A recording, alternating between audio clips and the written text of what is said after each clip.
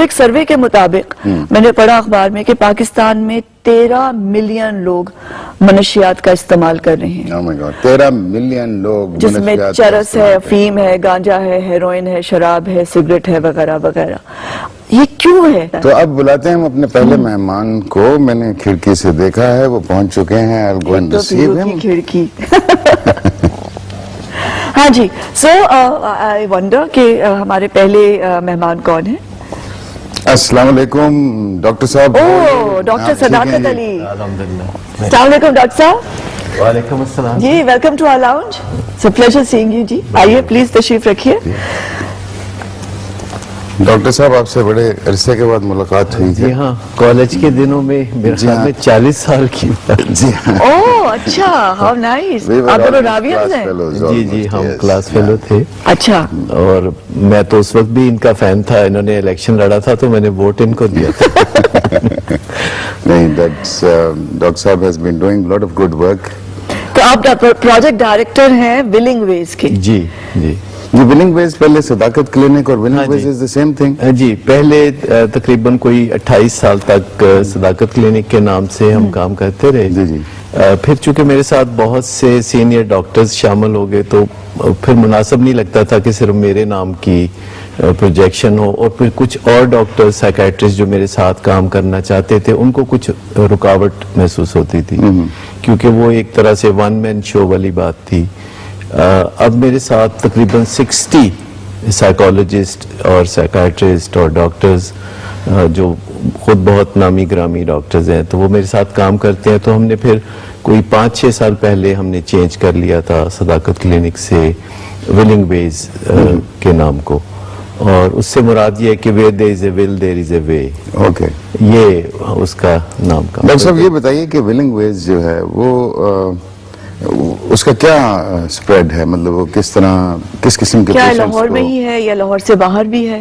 ये लाहौर, कराची, इस्लामाबाद और मरी में, यानी 4 जगह पे है। और ये किस किस्म के पेशेंट्स को ट्रीट कर रहे हैं आप? बहुत ज्यादा वैरायटी है, जिसमें हम काउंसलिंग एक चीज है जो पाकिस्तान में अभी नई नई आ रही है और उसकी बहुत जरूरत भी है। स्ट्रेस लेवल लोगों के बड़े हाई हैं, तो जनरली हम स्ट्रेस मैनेजमेंट पे बहुत से सेमिनार्स करते हैं, काम करते हैं, एंगर मैनेजमेंट पे काम करते हैं, स्मोकिंग के खिलाफ अवेयरनेस देते हैं।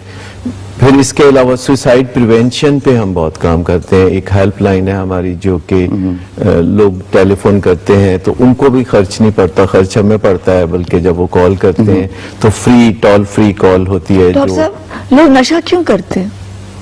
नशा लोग इसलिए करते हैं कि जमाना बहुत तरक्की कर गया है, टेक्नोलॉजिकल एडवांसेस हो गए हैं, और अभी हम अपने पिछले लाइफस्टाइल को नहीं भूले तो उसकी वजह से टेंशन पैदा होती है। जैसे 100 साल पहले जिंदगी स्लो थी, आसान थी और इतनी तरक्की नहीं थी, बहुत सी कबाख्तें थी, दुनिया में बहुत सी बुरी हालतें थी, कहत पड़ रहे थे 100 साल पहले, बहुत ज़्यादा, यानी आप समझें कि लोगों को दुश्वारियां थी, कम्युनिकेशन नहीं थी, टेलीविजन नहीं था, अभी जैसे बेशुमार चैनल्स हैं, सेल फोन है। तो जहाँ तरक्की के फ़वाइद भी होते हैं वहाँ इससे हमें कुछ मुश्किलात भी होती हैं, कदम से कदम मिला के चलना तरक्की के साथ, और अगर हम ऐसा ना कर सकें तो फिर टेंशन होती है, स्ट्रेस। डॉक्टर साहब आपको याद होगा कि नशा होता है। जब हम कॉलेज में थे जी, तो एक किताब आई थी जिसका टाइटल था फ्यूचर शॉक, एवलिन टॉफनल की लिखी हुई। वो उस वक्त मुझे इत्तेफाक हुआ उस किताब के पढ़ने का। फ्यूचर शॉक उस साइकेट्रिस्ट और कुछ सोशियोलॉजिस्ट ने मिलकर ये किताब लिखी थी, और उसका जो हासिल था वो ये था कि दुनिया इतनी फास्ट टेक्नोलॉजिकली एडवांसमेंट करेगी कि कुछ जो कौमें हैं वो पीछे रह जाएंगी इस टेक्नोलॉजी में।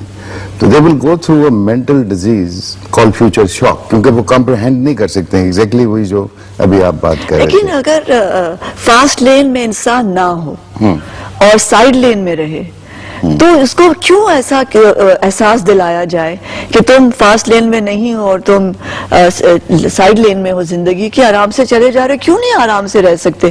ये क्यों कहा जाता है? देखिए, मसला ये बात का, इस बात का नहीं है कि कोई फास्ट लेन में नहीं है। हाँ। मसला ये है कि कोई फास्ट लेन में है और स्लो चल रहा है।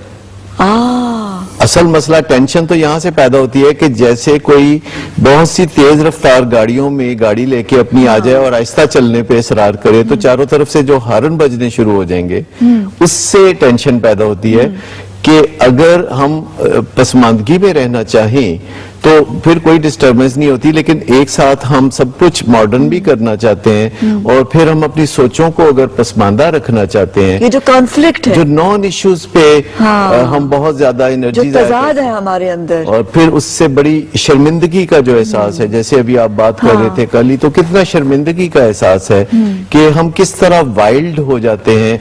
इतने तरक्की याफ्ता इंसान होने के बावजूद हम कितनी जल्दी पलट के अपनी असल हैवानियत की तरफ चले जाते हैं। तो इसमें क्या रोल है सोसाइटी का और माँ बाप का, और साथी का, कि जब आप एक यंग चल रहे हैं, जैसे आप क्लास 4 में हैं या 5 में, और आपने आगे जाना है और फिर पढ़ना है, और उसका भी प्रेशर है, आपको अपने वैल्यूज का प्रेशर है, आपको अपने रिलीजन का प्रेशर है, आपको अपनी अपने पूरी जो आपने एक कोई ख्वाब देखे है, कोई प्लानिंग की है, आपने अपने सिबलिंग्स के साथ भी आपकी राइवलरी है, आपके पीयर प्रेशर भी है, जैसे आप जो स्कूल में पढ़ रहे हैं वहां का प्रेशर है।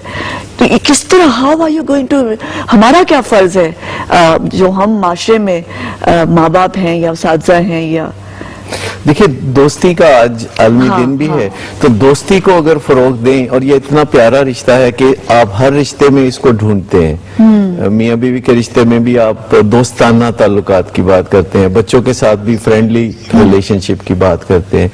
तो अगर सचमुच हम दोस्ती को फरोग देने लगे और इस जज्बे को काफी आगे रखें अपनी जिंदगी में, तो उलझने भी कम होंगी, मसाइल भी कम होंगे। और बचपन से ही ये वैल्यूज ग्रो करना कि जुड़ने की बात करें, निफाक की बात ना करें, ये हमेशा हम कहते हैं, लेकिन अमली तौर पर जब हम जिंदगी गुजारते हैं तो हम हर जगह डिफरेंसेस की बात करते हैं, निफाक की बात करते हैं, हालांकि इत्तफाकात हमेशा ही ज्यादा होते हैं। और जो एक फर्क होता है किसी इंसान में, वो किसी मामूली से हिस्से में होता है, और बहुत सी बातें यकसा होती हैं जिनको हम भूल के एक बात की तरफ तवज्जो देने लगते हैं जो हम में और किसी में फर्क होता है। तो इसका एसेंस ये निकला कि दोस्ती, मोहब्बत और प्यार जो है, that is the most important factor. सबसे बड़ा मरहम है।